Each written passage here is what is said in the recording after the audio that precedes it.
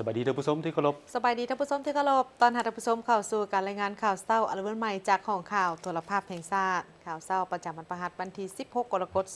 2026ข่าวพักนี้พบกับโฆษกพลงานสุริพงศ์พร้อมโดยโฆษกเอกสันติประจักษ์เจ้าสบายดีตอนเช้าสบายดีพันงาน มื้อนี้เป็นมื้อกายกลางอาทิตย์แล้วได้เนาะมื้ออื่นนี่ก็จะเป็นมื้อวันเสาร์น้อย แห แห ละ ละ สู่คนไทยอาทิตย์เนาะและข่าวเศร้าในมื้อนี้ก็เช่นเคยมีหลายข่าวที่น่าสนใจมานำเสนอต่อท่านผู้ชมซึ่งเมื่อวานนี้ก็ถือว่าหาก็สำเร็จไปสำหรับกองประชุมเวียกงานสื่อมวลชนทั่วประเทศครั้งที่1เจ้ามื้อนี้พวกเขาก็เลยว่ามีข่าวที่เกี่ยวพันเรื่องการพันขยายเนื้อในของกองประชุมพวกเขาเจ้าเพราะว่าหนึ่งในนั้นท่านเลขาธิการใหญ่เองเพิ่นก็ได้เน้นหนักเลยว่าเวียกงานสื่อมวลชนนี่ต้องมีการพัวพันและก็ร่วมมือกันหลายขึ้นเพราะว่าจะเป็นทางภาครัฐก็คือภาคเอกชนและนอกจากนั้นก็ยังมีข่าวอื่นๆอีกจำนวนหนึ่งในการนำเสนอข่าวเศร้าในมื้อนี้มีทั้งข่าวภายในข่าวต่างประเทศเช่นเคยเริ่มต้นด้วยข่าวสหายเลขาธิการใหญ่คณะบริหารงานศูนย์กลางภาคประธานประเทศท่านได้เน้นหนักให้กับบรรดาสื่อมวลชนต้องมีความนักแน่นและเป็นกระบอกเสียงอันแหลมคมก้าวเข้าสู่คุณภาพใหม่มีความว่องไวทันสมัยและน่าเชื่อถือได้พร้อมทั้งสืบต่อในการปกป้องต้านทัศนพิษเขวต้านการบิดเบือนของกลุ่มคนบดีในสังคมในมื้อสุดท้ายของการดำเนินกองประชุมเวียกงานสื่อมวลชนทั่วประเทศครั้งที่1ในตอนเช้าของวันที่15 กรกฎาคม 2026ที่หอประชุมแห่งชาติสหายทองรุ่นศรีสุริตเลขาธิการใหญ่คณะบริหารงานศูนย์กลางภาคประธานประเทศแห่งสาธารณรัฐประชาธิปไตยประชาชนลาวได้ให้เกียรติโอ้ล้มต่อกองประชุม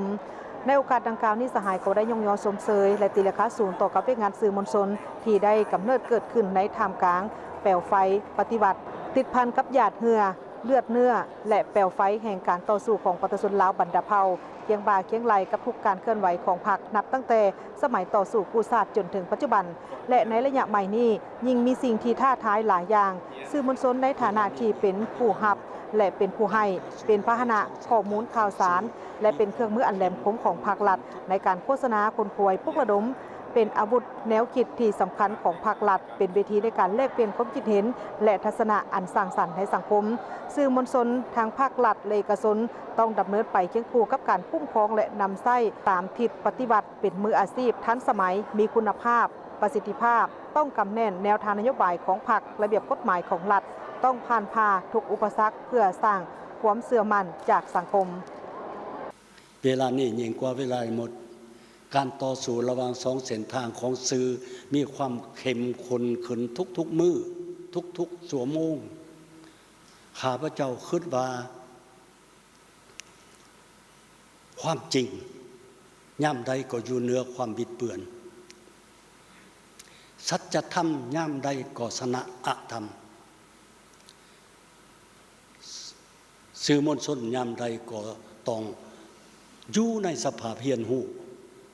อยู่ในสภาพเกี่ยมพร้อมต่อสู้เพื่อให้ได้ศรัทธามาโดยความสัจธรรมจากความเป็นจริงสื่อมวลชนที่ดีจะบ่หย่านกลัวที่จะต่อสู้เพื่อความเป็นธรรมเพื่อความศรัทธาของประชาชนสื่อมวลชนลาวต้องผ่านพาให้ได้บรรดาปัญหาที่เป็นอุปสรรคเพื่อก้าวเดินไปสู่การรับใช้ประชาชนรับใช้สังคมและสังคม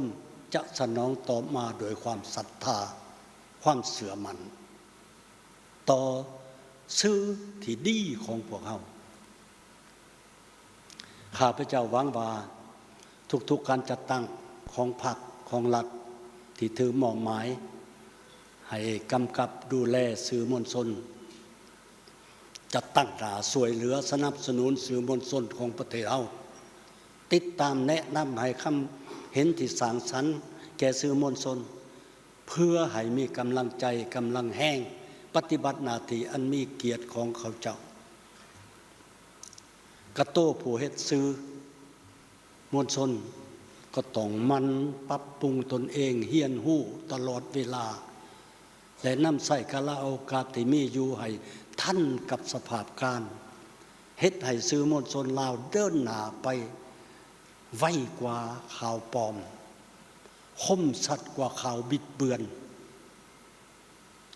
ท แทงเข้าถึงใจของวัยหนุ่มและคนลาวก่อนที่อิทธิพลที่เป็นอันตรายจะมาถึงนี่คือว่าภารกิจและความรับผิดชอบที่และศักดิ์ศรีของสื่อมวลชนปฏิวัติในยุคใหม่พร้อมนี้สหายยังได้เน้นหนักให้เพิ่มทวีการพัวพันหัวมือซึ่งกันและกันระหว่างสื่อทางภาครัฐและเอกชนพร้อมทางเอาใจใส่ในการค้นคว้ากลไกและมาตรการที่เหมาะสมในการติดตามกวดกาและจัดระเบียบการเคลื่อนไหวของผู้สร้างอิทธิพลทางสังคมและบุคคลที่สนองข้อมูลข่าวสารผ่านแพลตฟอร์มทำลายวัฒนธรรมอันดีงามและความมั่นคงของชาติมีความรับผิดชอบสูงต่อกับกฎหมายและอื่นๆเพิ่มทวีการพัฒนาเวียกงานแถลงข่าวสื่อมวลชนให้เข้มแข็งให้มีความทันสมัยว่องไวทันการกลายเป็นกระบอกเสียงที่แหลมคมของพรรคติดพันกับการยกระดับเวียกงานโฆษณาประชาสัมพันธ์ด้วยหลายรูปหลายสีมีความจับอกจับใจและอุดมสมบูรณ์กว่าเก่าส่งเสริมเวียกจริงคนแท้เป็นผู้เฮ็ดแท้ทำจริงตัวแบบของการพัฒนาผลสำเร็จของการค้นคว้าวิทยาศาสตร์และนวัตกรรมให้สังคมได้รับทราบและเรียนรู้อย่างกว้างขวางท่านผู้ชมในโอกาสที่บรรดาตัวแทนสื่อจากทั่วประเทศเข้ามาร่วมของประชุมเวทงานสื่อมวลชนทั่วประเทศครั้งที่ 1ซึ่งจัดขึ้นอยู่นครหลวงเวียงจันทร์ตัวแทนจากแขวงจำปาสักก็ได้แสดงความรู้สึกต่อกับทีมข่าวโหราภาพแห่งชาติลาวในโอกาสที่ได้เข้าร่วมของประชุมเวทงานสื่อมวลชนทั่วประเทศครั้งที่ 1ท่านบอกว่าพร้อมแล้วที่จะนำเอาเนื้อในจิตใจของกองประชุมครั้งนี้ไปพัฒนาสื่อมวลชนแขวงจำปาสักท่านประดิษฐ์วรรณรัศมีหัวหน้าคณะโฆษณาอบรมแขวงจำปาสักได้กล่าวว่ารู้สึกดีใจและภาคภูมิใจเป็นอย่างยิ่งที่ได้เป็นเกียรติเข้าร่วมกองประชุมครั้งประวัติศาสตร์นี้ถือเป็นครั้งที่พิษในรอบ76 ปีของเวียกงานสื่อมวลชนลาวซึ่งกองประชุมครั้งนี้แม้ได้มีหลายหัวข้อสำคัญโดยเฉพาะแม้การสัมมนาก้าเกี่ยมในมือผ่านมาที่มีหัวข้อสำคัญเกี่ยวกับการก้าเกี่ยมให้แก่การพัฒนาการปรับปรุงและหันเปลี่ยนเวียกงานสื่อมวลชนซึ่งถือเป็นขีดหมายใหม่ที่จะนำไปสู่การพัฒนาสื่อมวลชนของประเทศให้มีความทันสมัยและทันกับยุคใหม่ยุคดิจิทัลในปัจจุบันพร้อมนั้นกองประชุมยังได้มีการสรุปตีราคาเวียกงานสื่อมวลชนตลอดระยะผ่านมาซึ่งแสดงให้เห็นถึงการเคลื่อนไหวที่มีไปหน้าใหม่และสามารถเทียมทันกับสื่อมวลชนของต่างประเทศนอกจากนี้การประกอบความเห็นต่างๆภายในกองประชุมจะเป็นบอนอิงที่สำคัญให้การพัฒนาเวียกงานสื่อมวลชนและสิ่งสำคัญที่สุดเป็นการผ่านห่างปฏิว่าด้วยการนำพาของพรรคต่อเวียกงานสื่อมวลชนซึ่งเป็นขีดหมายในการนำพาสื่อมวลชนโดยเฉพาะมันสื่อท้องถิ่นไปพัฒนาในระยะต่อไปในการสุนุจะต่างไปดำเนินงานสื่อมวลชนในทั่วประเทศและก็เสริมเอกสารเกี่ยวกับจรรยาบรรณของสื่อมวลชนและก็นอกจากนั้นก็มีบางกฎหมายและนิติกรรมต่างๆเกี่ยวกับ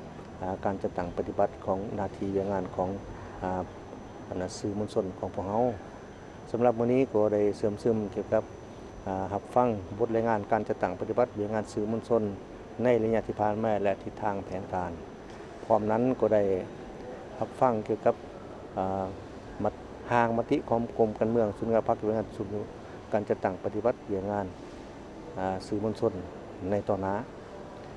แล้วก็พวกเราก็ได้มีคำเห็นต่อกองประชุมเกี่ยวกับการเฮ็ดหน้าที่บทบาทของวิทยุกระจายเสียงท้องถิ่นในการนำพาเผยแพร่มติคำสั่งก็คือทิศทางแผนการนโยบายของพรรคสู่พ่อแม่ประชาชนอยู่ท้องถิ่นของตนและก็มีความเอกภาพสูงต่อบทประกอบความคิดความเห็นของบรรดาทานที่ได้เข้าร่วมกองประชุมในส่วนนี้ก็ถือว่าเป็นบทเรียนอันใหม่ให้แก่พวกข้าพเจ้าซึ่งได้เป็นสีทิศเนื่องทางในการนำพาจัดตั้งปฏิบัติเรื่องงานสื่อมวลชนให้มีบาทเก่าใหม่บุกทะลุอยู่ในยุคใหม่ของระบบการนำใช้ดิจิตอลนี้ก็ถือว่าอันนี้มันบทเรียนที่ประเสริฐที่สุดเวียกงานสื่อมวลชนจึงเป็นเวียกงานหนึ่งที่จะประกอบส่วนเฮ็ดให้การพัฒนาเศรษฐกิจสังคมของแขวงบรรลุผลสำเร็จตามแผนการที่วางไว้โดยในระยะที่ผ่านมาเวียกงานสื่อมวลชนแขวงจำปาสักได้มีหลายผลงานที่พ้นเด่นในการโฆษณาเผยแพร่นโยบายของภาครัฐและการพัฒนาเศรษฐกิจสังคมภายในแขวงประชาชนได้รับรู้อย่างทั่วถึงภายหลังสำเร็จกองประชุมแล้วข้าพเจ้าก็จะได้รีพอร์ตในการรายงานต่ออำนาจการปกครองแขวงและเพื่อขึ้นแผนในการฝึกอบรมโดยเฉพาะกันเป็นว่าการจัดตั้งพันธุ์ขยาย มติของประชุมครั้งนี้ให้ทั่วถึงของโดยเฉพาะมันการนำของแขวงให้รับผู้และเข้าใจตื้มตัวเวียกสีนำพาอยู่คงเขตของตนพร้อมนั้นก็จะได้มีแผนในการจัดฝึกอบรมให้แก่พนักงานสื่อของแขวงของพวกเราอยู่ในคณะโฆษกและบรรดาสื่ออยู่แผนกการและท้องถิ่นของแขวงเพื่อให้รับผู้เข้าใจและเสื่อมซึมมติเอกสารในการเพิ่มทวีเวียงาน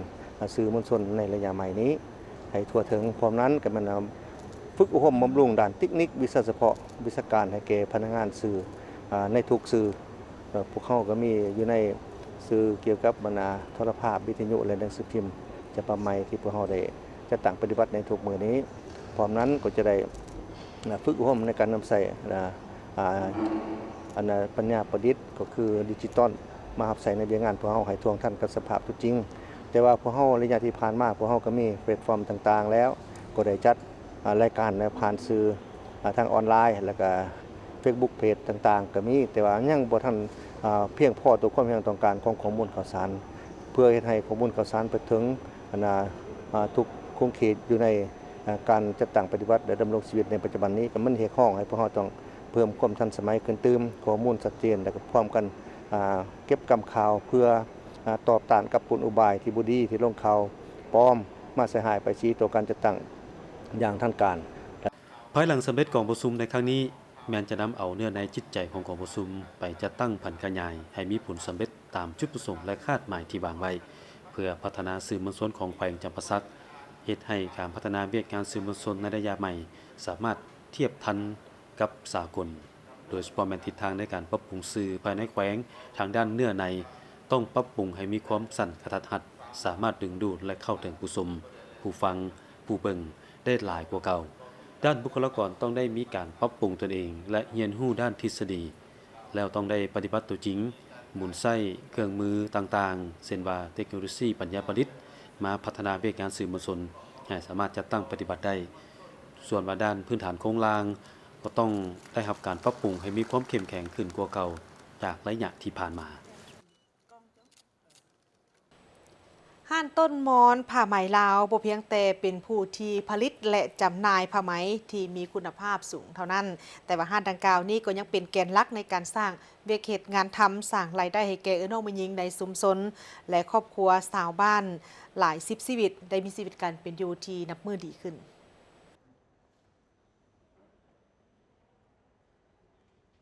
ท่านนางวันคำศรีลาวงศ์เจ้าของห้านต้นมอนผ้าไหมลาวตั้งอยู่บ้านหนองทาใต้เมืองจันทบุรีนครหลวงเวียงจันทน์ได้นำเอาผลิตภัณฑ์ของตนมาวางแสดงในโอกาสของประชุมเวียกงานสื่อมวลชนครั้งที่1โดยได้กล่าวว่าตนเองได้เริ่มต้นธุรกิจนี้มาตั้งแต่ปี 1990 เอกลักษณ์ที่โดดเด่นของห้านแม่นการนำไส้ไหมม่อนลาวแท้ที่เป็นไหมซาวมือและเน้นการนำเอาลวดลายบูฮานดั้งเดิมมาประยุกต์เข้ากับยุคสมัยใหม่เพื่อให้สามารถนำไปตัดเย็บได้หลากหลายรูปแบบเป็นต้นแมนเสื้อแวดสุดแซกและเครื่องตกแต่งเฮือนโรงแรมและความซื่นสมของเอื้อยนี่นะเอื้อยก็เลยว่ามันก็มี2ข้อดีสำหรับเอื้อยเนาะสำหรับข้อดีที่1ก็คือแบบว่าเอื้อยได้ช่วยแม่หญิงเฮาที่บ่ได้มีเฮ็ดเวียกราชการเป็นแม่บ้านจังซี่นะก็ยังได้มีเวียกเสริมเล็กๆน้อยๆแล้วก็อันที่2ก็คือยังได้สืบต่อสร้างสรรค์ที่ว่าให้คนรุ่นหลังเห็นว่าอันนี้เป็นสไตล์ที่ว่าพ่อแม่เฮาพาใส่คือมีสิ้นผืนแพรวาเนาะฉะนั้นเรื่องประเภทสินค้าอยู่ในห้างของพวกเฮานี่เอื้อยนี่เป็นคนที่ว่าคิดเอาแบบเก่ามาประยุกต์เพื่อให้เข้ากับคนสมัยใหม่เพราะว่าคนสมัยนี้บ่หมายความว่าเป็นลายสิ้นแล้วสิมานุ่งแต่เป็นสิ้นใดฉะนั้นเขาเจ้าจะมีแนวคิดที่ว่าดีไซน์ออกไปคือเป็นสุดแสกสุดสูตรหรือไปตบไปแต่งหรือว่าแต่งบ้านแต่งเครื่องเฟอร์นิเจอร์โซบ้านโซอย่างได้หลายๆอย่างฉะนั้นมาฮอดจุดนี้เอ้ยก็ภาคภูมิใจหลายๆที่ว่าเห็นดีไซน์ของลาวแล้วก็ผ้าไหมลาวบ่ว่าจะอยู่จุดใดของโลกก็แปลว่าสง่างามเสมอไปกับคนที่มักมันก็มีมนต์เสน่ห์สำหรับใจเอ้ยแท้ๆนะผลิตภัณฑ์ของห้านยังมีจุดเด่นที่สามารถซักน้ำได้และรับประกันสีบ่ตกซึ่งถือเป็นการพัฒนาที่น่าภูมิใจของผ้าไหมลาวผ ปัจจุบันห้านต้นม้อนผ้าไหมลาวได้มีการส่งเสริมและจัดสรรเวียกงานให้กลุ่มผู้ตำหูในชุมชนอ้อมข้างหลายกว่า45ครอบครัวมีทั้งการตำสิ้นตำผ้าแพเบียงผ้าปูโต๊ะและผลิตภัณฑ์สั่งตามออเดอร์ของลูกค้าเฮ็ดให้แม่หญิงที่อยู่เฮือนเลี้ยงลูกหรือบ่ได้เฮ็ดเวียกราชการมีอาชีพเสริมที่มั่นคงด้านการตลาดนอกจากจะได้รับความนิยมภายในประเทศแล้วยังสามารถขยายตัวไปสู่ตลาดประเทศเพื่อนบ้านเป็นต้นประเทศไทยที่ให้ความสนใจและสั่งซื้ออย่างต่อเนื่องอย่างใดก็ตามเพื่อให้ธุรกิจหัตถกรรมพื้นเมืองลาวนี้สามารถเติบใหญ่และขยายตัวอย่างแข็งแรงฝากถึงภาครัฐและภาคส่วนเกี่ยวข้องให้ช่วยสุกยู่ในการซอกหาตลาดรองรับให้กว้างขวางเติมอีกตั้งแต่ระยะที่เอื้อยได้ตัดสินใจออกบูธนำกองประชุมที่ภาครัฐบาลเพิ่นเห็นจุดเด่นของเฮาที่ว่าต้องมีให้เฮามาที่ว่าออกบูธออกหยังให้เฮามาพรีเซนต์เวียกของเฮานี่นะเป็นงานเล็กๆน้อยๆของพวกหัตถกรรมแม่หญิงลาวนี่เอื้อยรู้สึกว่าผลดีสำหรับเอื้อยนี่คือ1คนฮู้เอื้อยหลายขึ้นและก็คนฮู้ผลิตภัณฑ์ของห้านเฮาหลายขึ้นที่ได้รับก็คือ1ตอบโจทย์ได้เลยว่าสิ้นเฮาคุณภาพดี1คือออกสี2คือเป็นผลิตภัณฑ์ที่เป็นผ้าไหมลาวแท้ๆเป็นไหมลาวนี่หมายความว่านั่นได้เป็นไหมม้อนเลี้ยงใบมอนแท้ๆฉะนั้นวัตถุดิบตัวนี้เป็นวัตถุดิบที่เฮาใช้มาแต่ดนนานแล้วพร้อมเดียวกันนั้นยังได้กล่าวแสดงความขอบใจและเปิดรับคำตำหนิติชมจากลูกค้าทุกท่านเพื่อนำเอามาปรับปรุงและพัฒนาคุณภาพผลิตภัณฑ์ผ้าไหมลาวให้มีความสง่างามและการรักษาสืบสานวัฒนธรรมอดีงามของชาติแม่นหน้าที่ของหมดทุกคนเช่นเดียวกันกับห้านต้นม้อนผ้าไหมลาวได้อุทิศตนให้หัตถกรรมผ้าไหมลาวมาเป็นเวลากว่า30ปีด้วยความมักหักในวัฒนธรรมพื้นเมืองลาวท่านผู้ชมในกองประชุมแยกงานสื่อมวลชนทั่วประเทศครั้งที่1ก็มีหลายห้านที่นำเอาผลิตภัณฑ์ของตนมาวางแสดงอยู่หอประชุมแห่งชาติเดี๋ยวพนักงานก็ประจำอยู่ที่นั่นก็เห็นหลายสินค้าเนาะที่เป็นผลิตภัณฑ์ของเราเองเจ้าเน้นหนักเลยว่าแม่นผลิตภัณฑ์ของเราบ่ว่าจะเป็นผลิตภัณฑ์ทางด้านเครื่องหัตถกรรมหรือว่าเครื่องอยู่ของกินรวมไปถึงสินไหมผ้าไหมต่างๆไหมม่อนไหมลาบนี่โอ้ยน้องยิงมื้อนั้นเฮาว่าอุดหนุนกันเต็มที่เลยเมื่อกี้นี้เห็นผ้าไหมลาวละวันนี้มาเบิ่งอาหารเด้เจียวปลาปั้มซ้ำเหนือแม่นน้องไปติดตามแล้วกันเนาะพวกเขาก็ได้สัมภาษณ์ผู้ที่เพิ่นนำเอาเจียวปลาปั้มซ้ำเหนือมาวางขายแล้วก็จำหน่ายให้ผู้เข้าร่วมได้ชิมรสชาติท่านสุธากรสอนวิสัยเจ้าของผลิตภัณฑ์เจียวปลาปั้มซ้ำเหนือกุ้งต้องลองได้กล่าวว่าเป็นโอกาสอันดีที่ได้เข้าร่วมงานวางแสดงผลิตภัณฑ์เจียวปลาปั้มซ้ำเหนือในโอกาสเปิดกองประชุมเวียกงานสื่อมวลชนทั่วประเทศครั้งที่1ซึ่งระยะผ่านมาผลิตภัณฑ์เจียวปลาปั้มก็ได้เข้าร่วมวางแสดงในเทศกาลต่างๆก็มีการตอบรับจากสังคมเป็นอย่างดีเพราะว่าผลิตภัณฑ์เจียวปลาปั้มเป็นอาหารที่เป็นเอกลักษณ์ของแขวงหัวพันเป็นผลิตภัณฑ์สินค้าโอดอปและได้รับอย.ของแขวงหัวพันซึ่งวันที่ผ่านมาก็ได้เอาแจวนี่มาวางขายอยู่นครหลวงเวียงจันทร์ตามงานต่างๆตามงานเทศกาลต่างๆเช่นว่าบุญพระธาตุหลวงเวียงจันทร์หรือว่าเทศกาลอาหารลาวหรือว่างานหัตถกรรมสีไม้ลายมือที่จัดขึ้นอยู่ไอเต็กต่างๆงานการค้าลาวเวียดที่จัดขึ้นและก็ครั้งนี้ก็เป็นโอกาสที่ดีและก็รู้สึกภูมิใจที่สุดที่ได้เอาเจ้าปลาปั้มมาวางแสดงมาวางขายอยู่งานสื่อมวลชนลาวทั่วประเทศในครั้งนี้ซึ่งก็รู้สึกดีใจและก็รู้สึกเป็นเกียรติหลายในการได้มาวางขายครั้งนี้เจ้าผลิตภัณฑ์เจียวปลาปั้มซ้ำเหนือที่มาวางแสดงในงานครั้งนี้มี2ขนาดคือขนาดเป็นแพ็ครวม6ตุกที่บรรจุน้ำหนักตุกละ1ขีดและขนาดตุกละ5ขีดมี2สูตรคือสูตรดั้งเดิมและสูตรเข้มข้นผ่านมาก็ถือว่าได้รับความนิยมชมชอบจากมวลชนจากคนทั่วประเทศลาวและก็นครหลวงเวียงจันทน์นำที่ผ่านมาก็คือมาวางขายบ่แม่นเฉพาะแต่มางานอยู่บรรดาตลาดทั่วนครหลวงเวียงจันทน์แล้วก็บรรดาแขวงและอีกอย่างเจ้าปลาปั้มกุ้งต้องลองก็สามารถเอาเข้าไปวางขายอยู่ในบิ๊กซี73สาขาทั่วนครหลวงเวียงจันทน์แล้วก็ยังมีมินิมาร์ทต่างๆเจ้าที่วางขายอยู่การเข้าร่วมงานวางแสดงในครั้งนี้เป็นโอกาสอันดีที่สุดในการโฆษณาเผยแพร่ผลิตภัณฑ์เจียวปลาปั้มซ้ำเหนือให้สังคมได้รับรู้หลายขึ้นกว่าเก่า พอกองประชุมเวียกงานสื่อมวลชนทั่วประเทศครั้งที่ 1เป็นเหตุการณ์สำคัญทางประวัติศาสตร์ของสื่อมวลชนลาวในการกำหนดทิศทางและยกระดับเวียกงานสื่อมวลชนลาวให้สามารถตอบสนองได้กับความเป็นข้องต้องการของภารกิจปกปักรักษาสร้างสรรค์พัฒนาประเทศชาติในสภาพการใหม่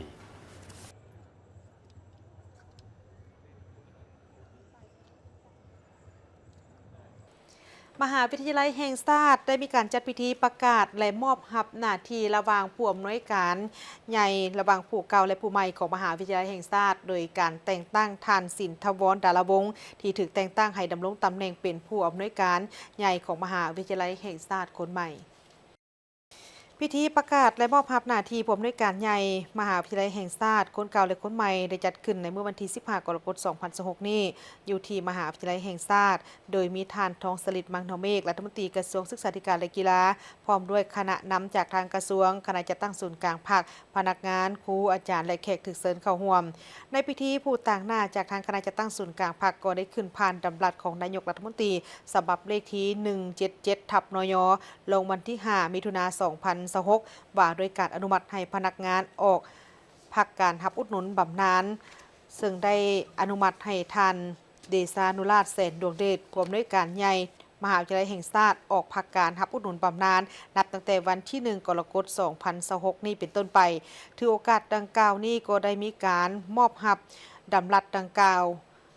พร้อมทางได้มีการมอบใบย่องย่อเพื่อเป็นการจดจำคุณงามความดีและผลงานตลอดระยะของการปฏิบัติหน้าที่ของเพิ่นในโอกาสดังกล่าวที่กล่าวคำอำลาหน้าที่นี้ท่านเดชานุราชแสนดวงเดชก็ได้แสดงความรู้สึกอย่างสุดซึ้งมายังการจัดตั้งคันถึงที่ได้ให้ความไว้วางใจและให้การช่วยเหลือตลอดเวลา 37 ปีแห่งการรับใช้ชาติท่านยังได้เน้นหนักถึงความพยายามในการพัฒนาทรัพยากรมนุษย์และเวียกงานการศึกษาทางได้แสดงความยินดีและฝากฝังความหวังมายังผู้อำนวยการใหญ่คนใหม่ให้สืบต่อในภารกิจของการพัฒนามหาวิทยาลัยแห่งชาติให้ก้าวหน้าและจากนั้นท่านผู้ต่างหน้าจากทางคณะจัดตั้งศูนย์กลางพรรคก็ได้ผ่านดำรัสของนายกรัฐมนตรีฉบับเลขที่ 222/นย.ลงวันที่ 7 กรกฎาคม 2026มาด้วยการแต่งตั้งผู้อำนวยการใหญ่มหาวิทยาลัยแห่งชาติโดยได้ตกลงแต่งตั้งท่านสินทวรดาลวงศ์เป็นผู้อำนวยการใหญ่มหาวิทยาลัยแห่งชาติคนใหม่และมีพิธีมอบหับอย่างเป็นทางการในพิธีท่านทองสฤษดิ์ มังหนอเมฆก็ยังได้ให้เกียรติโอลมและก็ให้ทิซี่น้ำโดยได้เน้นหนักให้ทางคณะนำสุดใหม่นี้ให้เอาใจใส่ในการสืบต่อพันขยายแนวทางของพรรคและรัฐบาลในการพัฒนาการศึกษาขั้นสูงเพิ่มทวีการก่อสร้างบุคลากรที่มีคุณภาพสืบต่อสนองความต้องการของประเทศชาติในระยะใหม่พร้อมเดียวกันนี้ท่านสินทวรดาลวงศ์ก็ยังได้ขึ้นกล่าวแสดงความขอบใจอย่างสูงต่อความไว้วางใจของทางการเทิงที่มีต่อท่านและก็ให้คำมั่นสัญญาว่าท่านจะทุ่มเทสติปัญญาและความสามารถเพื่อสืบต่อในการรักษามูลเสื้อความสามัคคีเป็นเอกภาพกันภายในยกระดับคุณภาพการเรียนการสอนและการค้นคว้าวิทยาศาสตร์พร้อมทางพัฒนามหาวิทยาลัยแห่งชาติให้กลายเป็นศูนย์กลางความเป็นเลิศทางด้านการศึกษาอย่างแท้จริงท่านยังได้กล่าวแสดงความเคารพและจดจำผลงานของอดีตผู้อำนวยการใหญ่ซึ่งจะเป็นพื้นฐานอันสำคัญให้แก่การก้าวไปข้างหน้าในวันที่ 15 กรกฎาคมผ่านมาที่กรมข้อมือและการเงินสากลกระทรวงการเงินได้มีการเซ็นสัญญารับเอาการช่วยเหลือล่าจากรัฐบาลญี่ปุ่นสำหรับโครงการสนองทุนการศึกษาเพื่อการพัฒนาทรัพยากรมนุษย์ในมูลค่า378 ล้านเยนหรือประมาณ 2,362,000 ดอลลาร์สหรัฐซึ่งเริ่มจะตั้งปฏิบัตินับตั้งแต่เดือนมิถุนายน 2026 จนไปถึงวันที่ 31 ธันวาคม ปี 2033จุดประสงค์ของโครงการแม่นเพื่อสนับสนุนให้แก่นักศึกษาโดยเฉพาะแม่นบรรดาพนักงานรัฐกรได้มีโอกาสไปศึกษาต่อในระดับปริญญาโทและปริญญาเอกที่ประเทศญี่ปุ่นร่วมลงนามต่างหน้าให้รัฐบาลลาวโดยปริญญาเอกวงคำแหงวงทจักรหัวหน้ากลุ่มหัวมือและการเงินสากลกระทรวงการเงินและต่างหน้าให้รัฐบาลญี่ปุ่นโดยท่านนางมิโยโกะโคบายาชิหัวหน้าองค์การหัวมือสากลญี่ปุ่นประจำลาวพร้อมด้วยแขกถึกเชิญจากบรรดากลุ่มกองและกระทรวงแขนงการที่เกี่ยวข้องเข้าร่วมเป็นต้นเป็นกรมแผนการและการเงินกรมข้อมือกับต่างประเทศและห้องการกระทรวงศึกษาธิการและกีฬาพร้อมกันนี้ก็มีกรมอาเซียนแปซิฟิก และแอฟริกากระทรวงการต่างประเทศและกรมเกี่ยวข้องคือโครงการดังกล่าวนี้จะตั้งปฏิบัติตัวจริงภายหลังที่ได้เซ็นสัญญานี้ซึ่งจะตั้งปฏิบัติโดยองค์การร่วมมือสากลญี่ปุ่นหรือว่าไจกาและกระทรวงศึกษาธิการและกีฬาแนะใส่การยกระดับการพัฒนาทรัพยากรมนุษย์ในแขนงภาครัฐในระดับปริญญาโทและปริญญาเอกรวมทั้งหมด20ทุนต่อปีซึ่งจะไปเรียนที่สถาบันและมหาวิทยาลัยอยู่ประเทศญี่ปุ่นเพื่อเป็นการเฉลิมฉลองการครบรอบ 71 ปีแห่งวันสร้างตั้งสหพันธ์มะยิงลาวทางศูนย์กลางสหพันธ์มะยิงลาวได้ร่วมกับทางศูนย์เลือดแห่งชาติองค์การกระแดงแห่งชาติได้มีการปลุกระดมให้ทั่วสังคมได้มีส่วนร่วมในการบริจาคเลือดเพื่อช่วยเหลือเพื่อนมนุษย์ด้วยกันเพื่อแสดงถึงน้ำใจแห่งความเอื้อเฟื้อเผื่อแผ่และส่งเสริมการมีส่วนร่วมของแม่หญิงและสังคมในการรับบริจาคเลือดเพื่อช่วยเหลือชีวิตของคนเจ็บที่กำลังรอท่าการช่วยเหลือจากสังคมโดยเฉพาะการรับบริจาคเลือดดังนั้นในวันที่15กรกฎาคมศูนย์กลางสหพันธ์แม่หญิงลาวร่วมกับศูนย์เลือดแห่งชาติองค์การกระแดงแห่งชาติได้จัดกิจกรรมรับบริจาคเลือดเนื่องในโอกาสเฉลิมฉลองวันสร้างตั้งศูนย์กลางสหพันธ์แม่หญิงลาวครบรอบ71ปีคือวันที่20กรกฎาคม1955หาวันที่20กรกฎาคม2026โดยการเข้าร่วมของท่านนางพันจินดาเล็งสวัสดิ์รองประธานศูนย์กลางสหพันธ์แม่หญิงลาวดร.จันทราสุขสาครรองประธานองค์การกระแดงแห่งชาติพร้อมด้วยหลายภาคส่วนเข้าร่วมศูนย์กลางสหพันธ์แม่หญิงลาวร่วมกับศูนย์เลือดองค์การกระแดงแห่งชาติก็ได้จัดกิจกรรมเฉลิมฉลองวันสร้างตั้งสหพันธ์แม่หญิงลาวครบรอบ71ปีมีความภาคภูมิใจเป็นอย่างยิ่งที่ว่าได้ร่วมกับศูนย์เลือดและจัดกิจกรรมที่มีความหมายของสำคัญนี้เนาะอันนี้การบริจาคเลือดก็ถือว่าเป็นเรียกมนุษยธรรมอันนึงหรือว่าเป็นการช่วยชีวิตเนาะบ่แม่นแต่เฉพาะช่วยชีวิตแต่แม่และเด็กแต่ว่าอันนี้นี่ประกอบส่วนช่วยเหลือบุคคลทั่วสังคมเนาะบ่คือพวกเขาเห็นในกรณีผ่านมาแหละบ่ว่าจะเป็นอุบัติเหตุบ่หรือว่าบรรดาพยาธิต่างๆก็มีความจำเป็นที่สุดที่ว่าจะได้นำใส่เลือดเนาะก็ข้าพเจ้าจะขอเชิญชวนพวกชนลาวบรรดาเผ่าโดยเฉพาะก็เป็นวัยหนุ่มของพวกเขาเนาะให้ลุกขึ้นเพื่อมาร่วมกันบริจาคเลือดเนาะพวกเขาถ้าว่าพวกเขาบ่เจอสภาพพวกเขาอาจจะบ่เห็นความสำคัญเนาะแต่ว่าถ้าว่าพวกเขาเห็นข่าวหรือว่าเห็นเหตุการณ์ในระยะผ่านมาคือมื้อนี้ข้าพเจ้าก็ได้ทราบข่าวว่ามีแม่ลูกอ่อนหรือว่ามีแม่ม้านผู้นึงเกิดลูกแล้วมีสภาพเอิ้นว่ามดลูกแตกเนาะแล้วซึ่งว่ามีความจำเป็นต้องได้ใส่เลือด8ถุงเนาะในมือเดียวและในกรณีเดียวนี้นะซึ่งว่าอันนี้กระทั่งศูนย์เลือดเฮาสามารถสนองให้อย่างทันเวลาและก็สามารถช่วยเหลือชีวิตของแม่ผู้นั้นเนาะอันนี้ก็เห็นได้ถึงความหมายความสำคัญสภาพการตอบสนองเลือดอยู่ในปัจจุบันนี้ก็ถือว่ายังบ่เพียงพอกับความต้องการเทื่อเพราะว่าในปัจจุบันนี้คือท่านฮู้กับสภาพการเจ็บเป็นเนาะบ่ว่าจะเป็นอุบัติเหตุบ่ว่าจะเป็นพยาธิไข้เลือดออกในการบรรดาพยาธิต่างๆเนาะที่ใส่เลือดเป็นประจำในการจำนวนคนเจ็บก็มีลักษณะเพิ่มขึ้นและความต้องการเพิ่มขึ้นเฉพาะอยู่สถาบันเลือดแห่งชาติพวกเขามื้อนึงนี่ต้องการความต้องการแม่นประมาณอยู่โดยปกติแม่น150-200 ถุงต่อมื้อที่ต้องการฉะนั้นจึงว่าการปลุกระดมบริจาคเลือดนี่พวกเขาก็ยังเฮ็ดไปตามอย่างต่อเนื่องแต่ถ้าเทียบใส่กับความต้องการแล้วก็ยังบ่ทันได้เพียงพอกับความต้องการเทื่อและยังยิ่งต้องได้สืบต่อในการปลุกระดมบริจาคเลือดอย่างต่อเนื่องบ่ว่าจะเป็นการออกหน่วยรับบริจาคเลือดตามสถานที่ต่างๆอย่างเป็นปกติและการจัดงานวันบริจาคแบบเปิดกว้างและวันพิเศษสำคัญต่างๆของพรรคของชาตินั่นเองผู้เข้าร่วมบริจาคเลือดครั้งนี้ได้แสดงถึงจิตใจเสียสละเพื่อแบ่งปันโอกาสในการมีชีวิตให้แก่ผู้ป่วยที่ต้องการเลือดเพราะทุกคนรู้ดีแล้วว่าในโลกนี้บ่มีโรงงานผลิตเลือดมีแต่เลือดจากมนุษย์เฮาที่สามารถช่วยกอบกู้เอาชีวิตคนป่วยที่ต้องการเลือดที่ว่าเขาเห็นพี่น้องประชาชนที่ว่าป่วยเนาะที่ว่าผู้ป่วยนะที่ว่าต้องการเลือดเขาก็เลยว่ามีแรงบันดาลใจที่ว่าเขาได้ช่วยเหลือเพิ่นถึงมันจะน้อยปานใดเขาก็ภูมิใจที่เขาได้ช่วยเพิ่นที่มีชีวิตรอดขึ้นมาอีกครั้งนึงภูมิใจหลายเจ้าดีใจแล้วก็แบบรู้สึกดีใจหลายเจ้าที่เขาได้บริจาคไปแล้วเจ้าแรงบันดาลใจคือ อยากช่วยเหลือเนาะก็คือมีพี่น้องหรือว่ามีนั่นเคยเจ็บแล้วก็เลยมาบริจาคแม่นเทื่อนี้ก็เทื่อที่25แล้วแม่นก็คือรู้สึกดีใจแล้วก็หลังจากที่บริจาคไปเคยบริจาคให้คนเจ็บแล้วเพิ่นมีรอยยิ้มเพิ่นมีอันนั้นก็ดีใจนำเพิ่นแม่นก็อยากให้ช่วยกันหลายๆเนาะเพราะว่าเดี๋ยวนี้ก็ขาดเลือดหลายเพราะว่าก็เด็กน้อยหรือว่าผู้ที่เพิ่นเลือดจางเลือดหยังเนาะแล้วก็มีอุบัติเหตุหยังหลายๆก็ช่วยเพิ่นขอให้มาช่วยกัน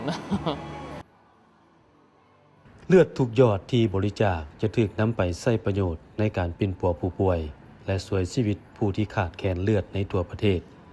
การจัดกิจกรรมบริจาคเลือดในครั้งนี้บ่เพียงแต่เป็นการฉลองวันสำคัญของศูนย์กลางสหพันธ์แม่หญิงลาวเท่านั้นแต่ยังเป็นการปลูกจิตสำนึกแห่งการแบ่งปันความหักแพงและความรับผิดชอบต่อสังคม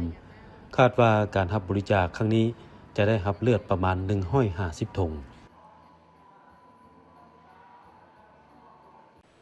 องค์การปกครองเมืองนาไซทองและองค์การเกษตรกรรมและสิ่งแวดล้อมของเมือง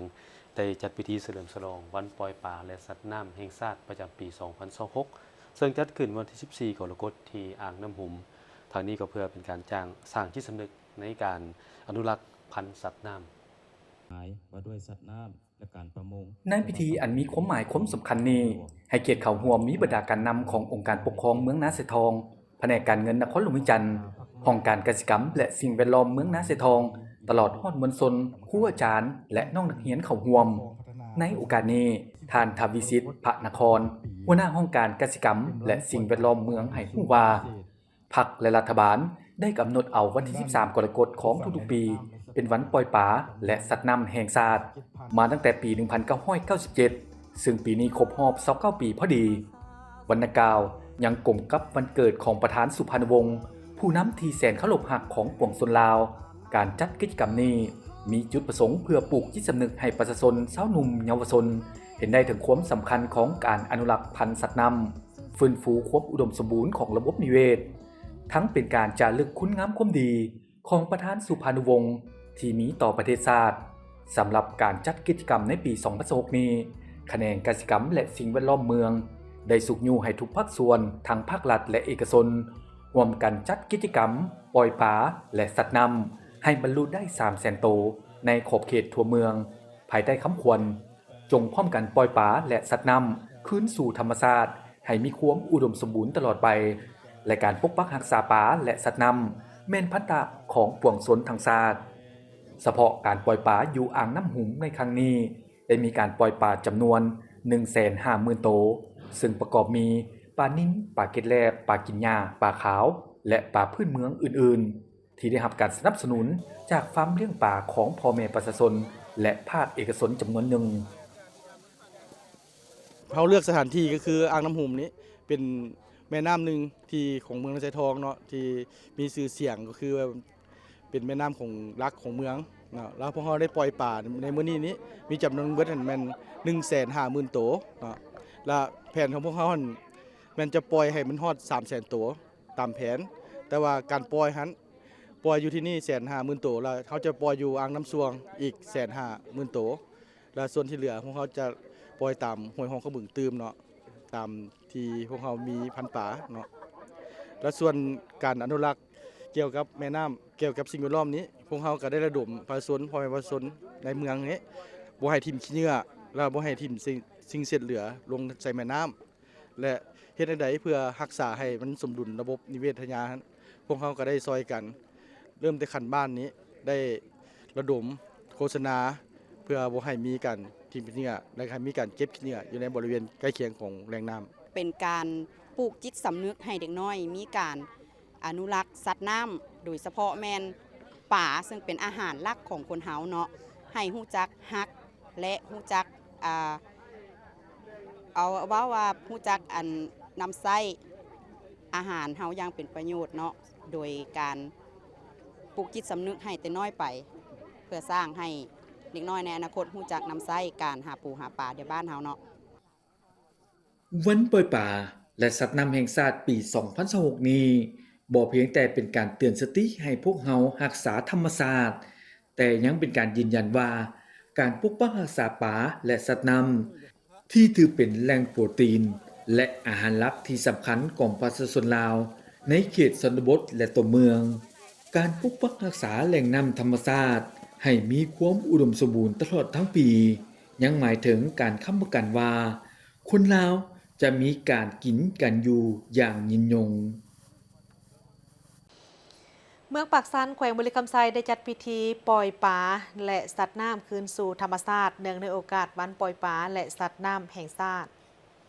แผนกกสิกรรมและสิ่งแวดล้อมแขวงได้จัดพิธีปล่อยปลาลงสู่แหล่งน้ำธรรมชาติจำนวน 50,000 ตัวซึ่งประกอบมีปลาในปลานิลปลาปากปลากินหญ้าและปลากินแลบเนื่องในวันปล่อยปลาและอนุรักษ์สัตว์น้ำแห่งชาติ13 กรกฎาคม 2026โดยเกียรติเข้าร่วมของท่านคำแวนปัญญานุวงศ์ประธานคณะกรรมการปกครองแขวงมีบรรดาการนำของแขวงต่างหน้าแผนกการคะแนนการออมข้างแขวงและน้องน้อยเยาวชนจากโรงเรียนแห่งต่างๆภายในแขวงเข้าร่วมในพิธีทานอุทธรสิ่งหาดวงปัญญาหองหัวหน้าแผนกกสิกรรมและสิ่งแวดล้อมแขวงได้รายงานการแก่เกี่ยมเฉลิมฉลองวันปล่อยปลาและอนุรักษ์สัตว์น้ำแห่งชาติ13 กรกฎาคมจุดประสงค์หลักก็เพื่อเป็นการปลูกจิตสำนึกในการอนุรักษ์ปกปักรักษาเสริมขยายความอุดมสมบูรณ์และเพิ่มประชากรปลาสัตว์น้ำอยู่แหล่งน้ำในธรรมชาติให้มีความยืนยงและอีกปัญหาหนึ่งก็เพื่อเป็นการระลึกถึงวันคล้ายวันเกิดของประธานสุภานุวงศ์ครบรอบ117 ปีให้มีความหมายความสำคัญยิ่งขึ้นดังที่รู้น้ำกันแล้วว่าแขวงบุรีคำไซแม่นเป็นแขวงหนึ่งในระยะผ่านมาก็คือปัจจุบันยามใดก็ได้เอาใจใส่ปกปักรักษาแหล่งทรัพยากรและพัฒนาแหล่งน้ำก็คือที่อยู่อาศัยของป่าธรรมชาติและสัตว์น้ำประเภทต่างๆทั่วแขวงบุรีคำไซมีอ่างเก็บน้ำขนาดใหญ่ขนาดกลางและขนาดน้อยจำนวน21แห่งมีเนื้อที่ 46,000 เฮกตาร์มีวังสงวน114วังในจำนวน114บ้านเนื้อที่มีทั้งหมด327เฮกตาร์ในนั้นมีวังสงวนในแม่น้ำคลอง10วังอยู่3เมืองคือเมืองดาพบาทเมืองปากสันและเมืองปากกระดิ่งในปีผ่านมาสามารถหาปลาได้จากแหล่งน้ำธรรมชาติโดยเฉลี่ย 5,600 กว่าตนมีหนองปลาเลี้ยงทั้งหมดจำนวน 1,858 หนองเนื้อที่585 กว่าเฮกตาร์ผลผลิตได้ 6,315 ตันต่อปีเลี้ยงปลาในกระสัง353กระสังผลผลิตได้ 2,541 ตันต่อปีตอบสนองบริโภคสิ้นปลาโดยเฉลี่ย26กิโลต่อคนต่อปีในปี 2025 ที่ผ่านมาทั่วแขวงสามารถเก็บกำตัวเลขผลผลิตปลาจากธรรมชาติและปลาเลี้ยงทั้งหมด 14,729 ตันเทียบใส่ปี 2024 เพิ่มขึ้น23ส่วนห้อยสร้างรายรับจากผลผลิตปลาธรรมชาติและปลาเลี้ยงได้ทั้งหมด736ตื้อ400 กว่าล้านกีบซึ่งเป็นการประกอบส่วนเข้าในโครงประกอบเศรษฐกิจของแขวงได้อยู่ในระดับใดหนึ่งโดยการแลเห็นคุณประโยชน์และความสำคัญดังกล่าวภายหลังสำเร็จพิธีปล่อยปลาแล้วแผนกกสิกรรมและสิ่งแวดล้อมแขวงยังได้สืบต่อสุขอยู่ติดตามการจัดพิธีเฉลิมฉลองวันปล่อยปลาและสัตว์น้ำอยู่แต่ละเมืองที่ยังเหลือรวมทางภาคส่วนบริษัทเอกชนและประชาชนตามคาดหมายที่วางไว้ทั่วแขวงแม่น 3,500,000 ตนประกอบส่วนในการปฏิบัติคาดหมายแผนการปล่อยปลาของกระทรวงเกษตรกรรมและสิ่งแวดล้อมในขอบเขตทั่วประเทศ72ล้านตัวแผนกยุทธธิการและขนส่งแขวงเสียงขวางได้จัดพิธีมอบเหรียญการละนึก50 ปีแผนกโยธาธิการและขนส่งแขวงเสียงขวางได้จัดพิธีมอบเหรียญการละนึก50 ปีวันสถาปนาสาธารณรัฐประชาธิปไตยประชาชนลาววันที่2ธันวาคม1975หาวันที่2ธันวาคม2026ของประธานประเทศขึ้นอย่างเป็นทางการโดยการให้เกียรติเข้าร่วมและให้เกียรติมอบของท่านเสริมคำพิรวงศ์เลขาคณะพรรคหัวหน้าแผนกโยธาธิการและขนส่งแขวงเสียงขวางมีพนักงานบำนาญตลอดฮอดพนักงานราชการภายในแผนกเข้าร่วมอย่างพร้อมเพรียงซึ่งการมอบเหรียญการละนึก50 ปีวันสถาปนาสาธารณรัฐประชาธิปไตยประชาชนลาวในครั้งนี้ก็เพื่อเป็นการระลึกถึงผลงานคุณงามความดีในภารกิจปกปักรักษาและสร้างสรรค์พัฒนาประเทศชาติในระยะผ่านมาซึ่งมีพนักงานที่ได้รับเหรียญการละนึก50 ปีวันสถาปนาสาธารณรัฐประชาธิปไตยประชาชนลาวจำนวน52 ท่านในโอกาสนี้ ผู้เข้าร่วมก็ได้รับฟังการเผยแพร่เอกสารมูลเสือประวัติการสร้างตั้งกระทรวงโยธาธิการและขนส่งครบรอบ75 ปี 13 กรกฎาคม 1951 13 กรกฎาคม 2026 ภายใต้คำขวัญเสื่อมจอดทันสมัยสัญจรปลอดภัยให้เกียรติเผยแพร่โดยท่านเสริมคำพิรวงศ์ซึ่งได้ยกให้เห็นสภาพเงื่อนไขของการสร้างตั้งกระทรวงโยธาธิการและขนส่งยกให้เห็นภาระบทบาทหน้าที่อันสำคัญของเวียกงานโยธาในระยะแห่งการต่อสู้กุศลและในระยะปฏิบัติ2หน้าที่ยุทธศาสตร์ปกปักรักษาและสร้างสรรค์ประเทศชาติและยกให้เห็นความก้าวหน้าและผลงานในแขนงโยธาธิการและขนส่งในการประกอบส่วนอันสำคัญเข้าในเวียกงานต่อสู้ปลดปล่อยศาสตร์ก็คือประกอบส่วนในการพัฒนาประเทศชาติในระยะใหม่บ้านโพนสะอาดเมืองเพียงแขวงสยบุรีได้จัดพิธีมอบใบยั่งยืนการสร้างครอบครัวและบ้านแม่หญิง3D ติดพันกับการสร้างบ้านพัฒนาตามทิศ3สร้างโดยการเป็นเกียรติเข้าร่วมของทานนางเพชรดาวรสุภาลีกรรมการพรรคเมืองประธานสหพันธ์แม่หญิงเมืองมีบรรดาคณะพัฒนาตาแสงอัศยภูมิเลขาหน่วยพรรคในบ้านตั้งหน้าสหพันธ์แม่หญิงเมืองคณะพรรคองค์การปกครองบ้านพร้อมโดยสมาชิกสหพันธ์แม่หญิงภายในบ้านโพนสะอาดเข้าร่วมพิธีได้ผ่านบทรายงานการจัดตั้งปฏิบัติข้อแข่งขัน 3D ติดพันกับการสร้างบ้านพัฒนาตามทิศ3สร้างซึ่งได้เริ่มดำเนินมาแต่ปี2022โดยบ้านโพนสะอาดมีทั้งหมด300กว่าครอบครัวมีพลเมืองทั้งหมด 1,500 กว่าคนหญิง760กว่าคนในนี้มีสมาชิกสหพันธ์แม่หญิงทั้งหมด170กว่าสหายผ่านการประเมินและคัดเลือกอย่างเข้มงวดสามารถคัดเลือกสมาชิก 3D ประเภท1ได้ถึง170สหายเท่ากับ98กว่าส่วนร้อยที่แสดงให้เห็นถึงความสำเร็จอันโดดเด่นโดยเฉพาะแม่นสามารถคัดเลือกและรับรองครอบครัวแม่หญิง 3D ติดพันกับการสร้างบ้านพัฒนาตามทิศ3สร้างได้ทั้งหมด200กว่าครอบครัว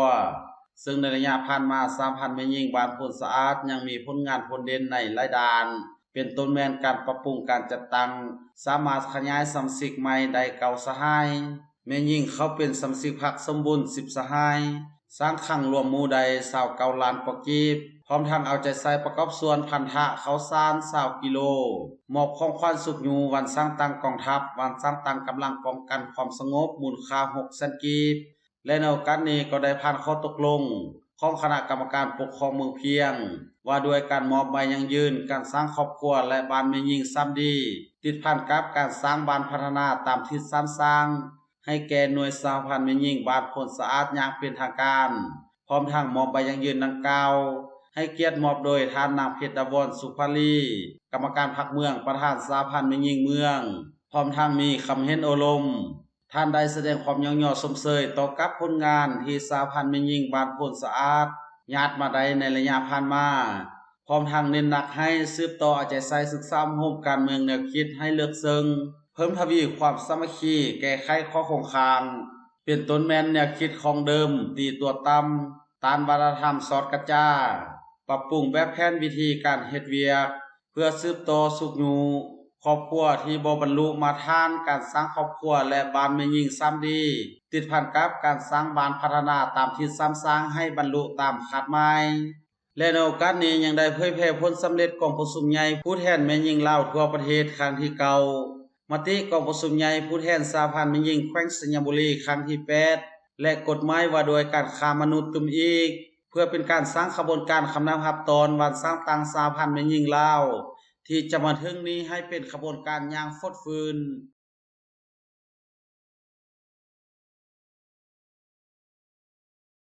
มาต่อที่พิธีฝึกอบรมเทคนิคไม่ปลากระถินผสมให้แก่ครอบครัวเป้าหมายที่เขาร่วมโครงการอยู่แขวงไซสมบูรณ์คณะเชี่ยวชาญด้านกสิกรรมจากแขวงบักนิงสาธารณรัฐสังคมนิยมเวียดนามสมทบกับแผนกกสิกรรมและสิ่งแวดล้อมแขวงไซสมบูรณ์ได้จัดฝึกอบรมเทคนิคการปลูกไม้ป่ากระถินผสมให้แก่ครอบครัวเป้าหมายที่จะปลูกไม้ดังกล่าวในตอนเช้าของวันที่14กรกฎาคมนี้ที่แผนกกสิกรรมและสิ่งแวดล้อมแขวงไซสมบูรณ์โดยการเข้าร่วมของท่านมาส่งหรือไส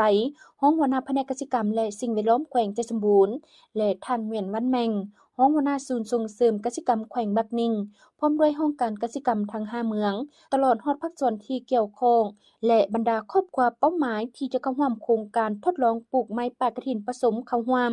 โดยมีครูฝึกเชี่ยวชาญจากแขวงบักนิงสสเวียดนามเป็นผู้ชี้สอนและถ่ายทอดความรู้ให้โอกาสนี้ท่านเวียนวันแมงและท่านมาทรงหรือไซได้มีคำเห็นซึ่งทั้งสองท่านได้ยกให้เห็นถึงความสำคัญของโครงการทดลองปลูกป่ากระถินผสมซึ่งเป็นการร่วมมือด้านวิชาการระหว่างสองแขวงชัชบูรณ์และแขวงบักนิงเพื่อยกระดับชีวิตการเป็นอยู่ของประชาชนให้มีรายรับที่มั่นคงจากการปลูกไม้เศรษฐกิจทั้งเป็นการฟื้นฟูสภาพแวดล้อมและเพิ่มเนื้อที่สีเขียวให้มีความอุดมสมบูรณ์นอกนี้ยังเป็นการหัดแน่นสายพัวพันมิตรภาพอันยิ่งใหญ่ความสามัคคีแบบพิเศษและการร่วมมือรอบด้านระหว่างสองภาคสองรัฐและประชาชนสองชาติลาวเวียดนามให้เกิดดอกออกผลยิ่งขึ้นการฝึกอบรมในครั้งนี้ผู้เข้าร่วมได้เรียนรู้เกี่ยวกับขั้นตอนสำคัญในการคัดเกี่ยมพื้นที่ปลูกไม้ป่ากระถินผสมจากการเพาะพันธุ์เนื้อเยื่อการถางป่าหรืออนามัยพื้นที่ปลูกการกัดเกี่ยมดินการขุดขุมระยะห่างขนาดที่ถูกต้องตามเทคนิคการใส่ฝุ่นรองพื้นเพื่อบำรุงรากรูปแบบและเทคนิคการปลูกการใส่ฝุ่นและบำรุงรักษาหลังจากการปลูกเนื่องจากว่าไม้ป่ากระถินผสมเป็นพืชเศรษฐกิจที่เติบโตไวโดยใช้เวลารอบเวียนเพียงแต่ 5-6 ปีก็สามารถตัดขายส่งออกตลาดได้ถือว่าเป็นทางเลือกที่ดีให้แก่การสร้างรายได้ให้แก่ชาวเกษตรกรทางนี้ก็เพื่อเฮ็ดให้ผู้เข้าร่วมก็คือเป้าหมายครอบครัวที่ได้คัดเลือกเข้าร่วมโครงการทดลองปลูกกำได้เทคนิคการกัดเกี่ยมดินวิธีการปลูกและการบำบัดรักษาไม้ป่ากระถินผสมอย่างถูกต้องตามหลักวิชาการแน่ใส่รับประกันให้ต้นไม้ที่ปลูกไปได้เจริญเติบโตได้ดีประสบผลสำเร็จตามคาดหมายที่วางไว้และสามารถสร้างผลกำไรสร้างรายรับเข้าในครอบครัว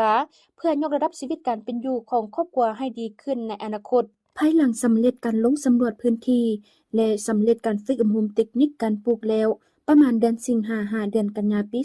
2016 ทางทีมงานเชี่ยวชาญด้านกสิกรรมจากแขวงบักนิงสสเวียดนามจะได้นำเอาเบี้ยไม้กระถินผสมมาให้ทดลองปลูกตัวจริง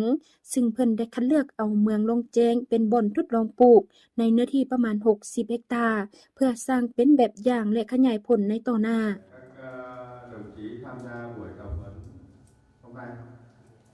เมืองสามัคคีไซแขวงอัตตปือและบ้านเซน้อยของเมืองละมามแขวงเซกองสองเมืองได้ร่วมกันปล่อยปลา300,000 โตวคืนสู่ธรรมชาติเนื่องในโอกาสวันปล่อยปลาและสัตว์น้ำแห่งชาติ13 กรกฎาคมที่ทานำวังสงวนวัดป่าย่างขัวเส้นน้ำน้อยบ้านใหญ่หมื่นหัวเมือง